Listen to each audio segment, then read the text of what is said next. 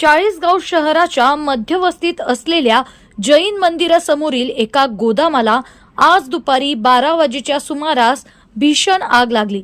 या आगीत माजी नगरसेवक बाळू खत्ती यांचे लाखो रुपयांचे मंडप साहित्य जळून खाक झाले। दरम्यान अग्निशमन दलाच्या 3 बंबांनी अथक प्रयत्नानंतर आग आटोक्यात आणली। दुपारच्या सुमारास अचानक गोदामातून धुराचे लोट निघू लागल्याने एकच खळबळ उडाली। परिसरातील नागरिकांनी आग विझवण्याचा प्रयत्न केला, मात्र काही क्षणातच आगीने रौद्र रूप धारण केल्याने गोदामातील मंडप साहित्य जळून खाक झाले।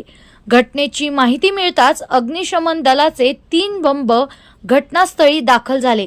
जवानांनी मोठ्या शिताफीने आग आटोक्यात आणली।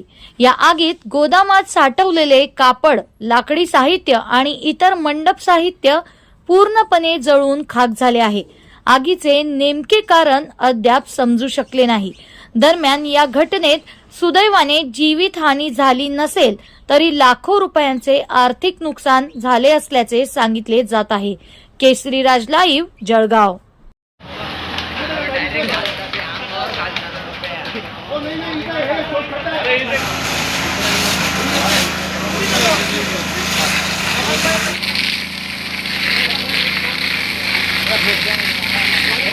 ताज्या घडामोडी पाहण्यासाठी आमच्या केशरीराज चॅनलला सबस्क्राईब करा, लाईक करून नोटिफिकेशनसाठी बेल आयकॉनला प्रेस करा। तसेच चॅनलवरील बातम्या आवडल्यास शेअर करायला विसरू नका।